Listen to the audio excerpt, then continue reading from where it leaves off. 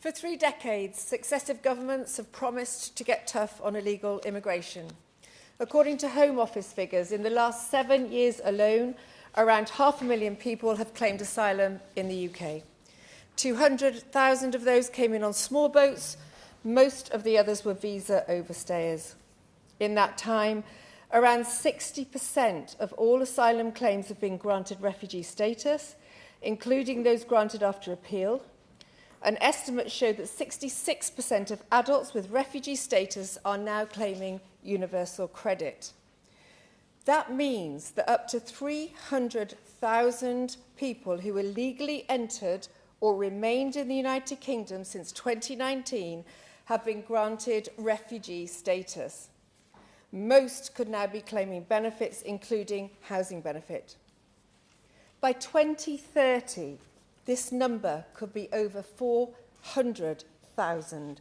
That is a city the size of Coventry, comprised almost entirely of people who should have never been allowed to stay in the United Kingdom.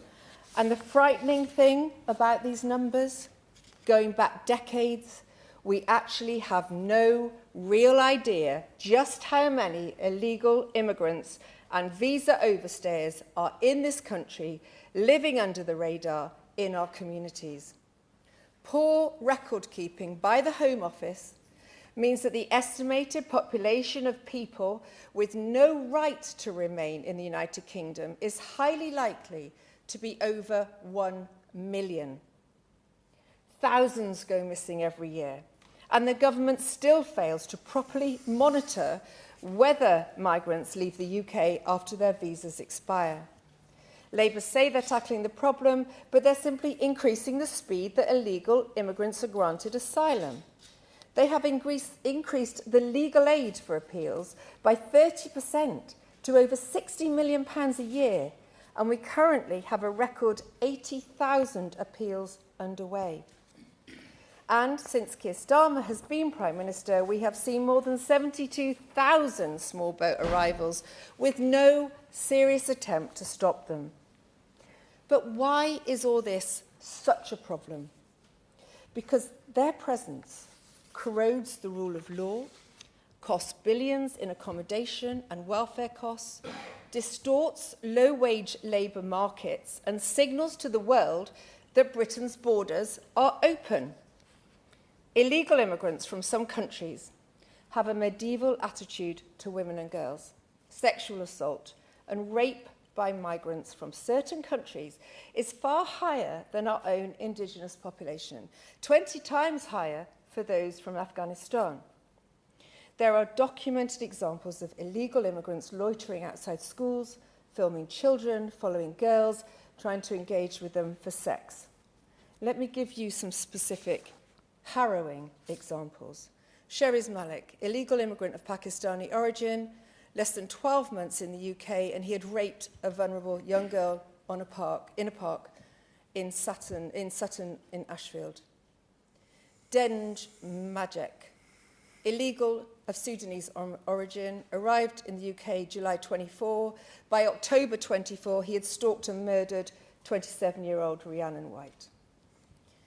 Abdullah Ahmadi, Ibrahim Al-Shafi, Kareen Al-Danassarat, illegal migrants of Iran and Egyptian origin, arrived in the UK in June 25.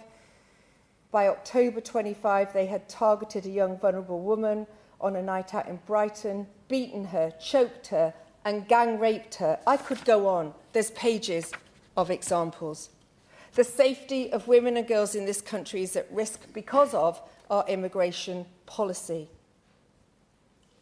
Furthermore, we know that criminals are entering our country on small boats, bringing with them the contacts into ruthless organised crime gangs that operate on our high streets, laundering money, dealing drugs, selling illegal vapes and cigarettes to children. Yet no DNA is taken on arrival. Why not?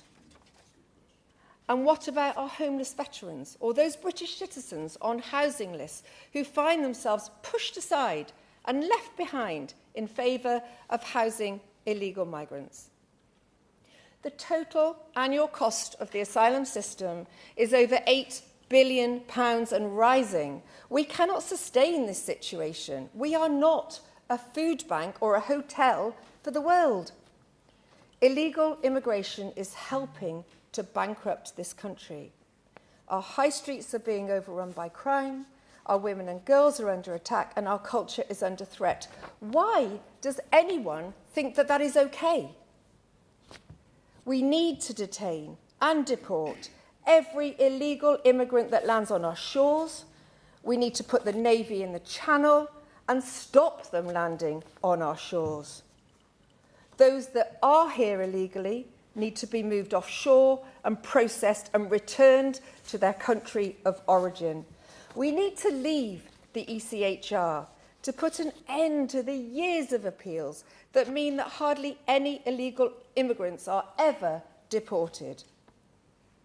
We need to stop the invasion of our country by those that have no right to be here and that come because they know they will get a free house, free food, benefits, medical treatment ahead of our own citizens. And no one who has come here illegally or remained here should ever be granted British citizenship. To summarise, we need to detain, we need to deport, we need a zero-tolerance policy. It is about the will of a government to do so. Other countries have secured their borders. And if we are to survive, we must do the same. Thank you.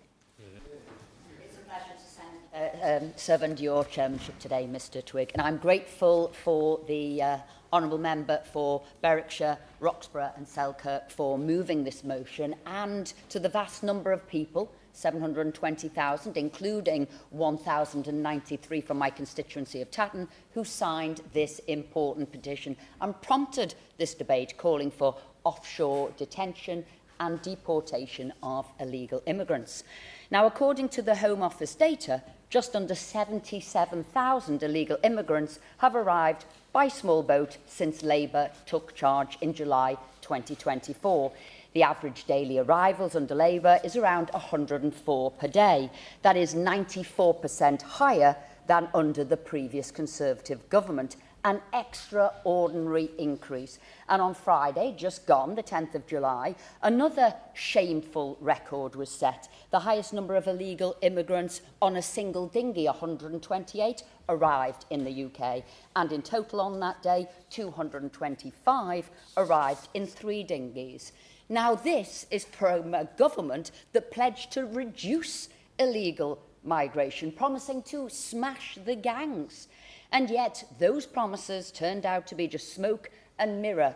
And I'm saying it was just to secure a general election victory. For reducing immigration is just not in Labour's DNA. Only a fleeting search online is enough to show images of cabinet members clutching refugee welcome signs. And without doubt, one of the biggest mistakes the Prime Minister made, in a strong field of them, was to cancel the Rwanda scheme, an offshore processing centre and permanent resettlement programme. We know that deterrence is an important component in tackling organised immigration crime, and as Steve Rodhouse, Director General of Operations at the agency, told the Home Affairs Committee in 2019, the people willing to make the journey across the Channel know that there is a very low risk that they will be returned. And I'm sure that is more true today than it was even then. Rwanda would have tackled this head on. The Rwanda agreement would have allowed for the forcible relocation of asylum seekers, people who have already been refused asylum, and those who make unauthorised illegal journeys to the UK.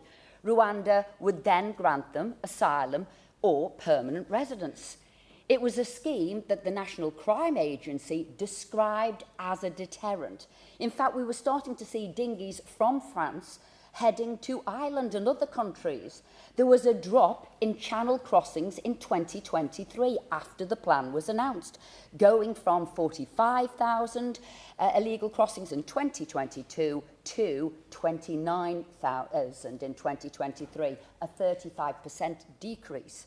Without the Rwanda plan, or deportation to another country, we have been left with no way to remove illegal immigrants, those who destroy their documents to hide their country of origin. And, like much of this government's foreign policy, the weakness in this Labour government has become opportunities for other countries elsewhere. The United States have signed agreements with 34 countries to allow for third country deportations, and according to the Migration Policy Institute, the US government has plans to contact at least another 50 countries about similar agreements, including, you guessed it, Rwanda. And the model has expanded across Europe too. The EU is now in the process of adopting legislation permitting EU member states to reach agreements with non-EU member states for the establishment of return hubs. These are logical decisions and logical policies, but the government failed to see this, and as a result, illegal immigration has soared. And as the petition rightly points out, the current use of hotels and a temporary accommodation is unsustainable, costly and dangerous.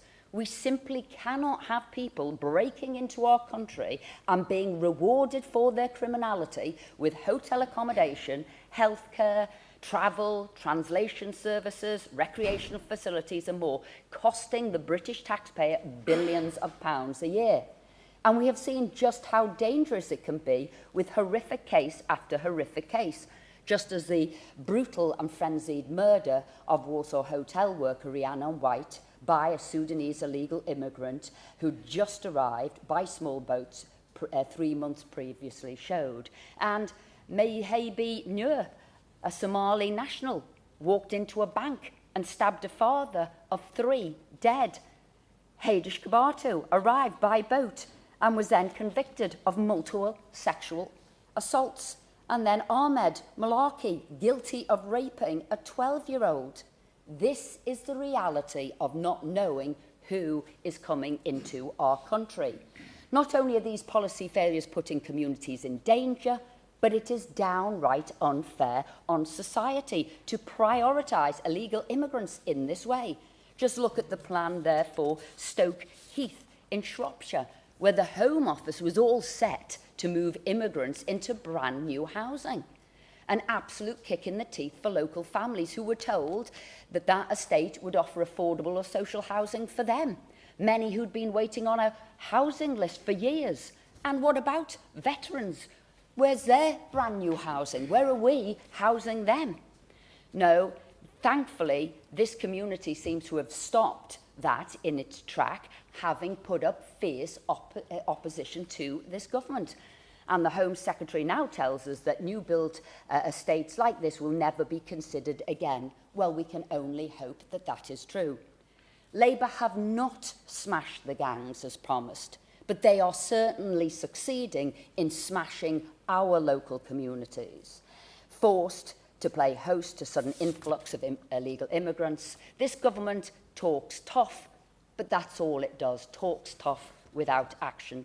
The reality is that until the government develops a spine, reinstates the Rwanda scheme, takes the UK out of the ECHR and repeals the Human Rights Act, we have no chance of deporting those who come here illegally.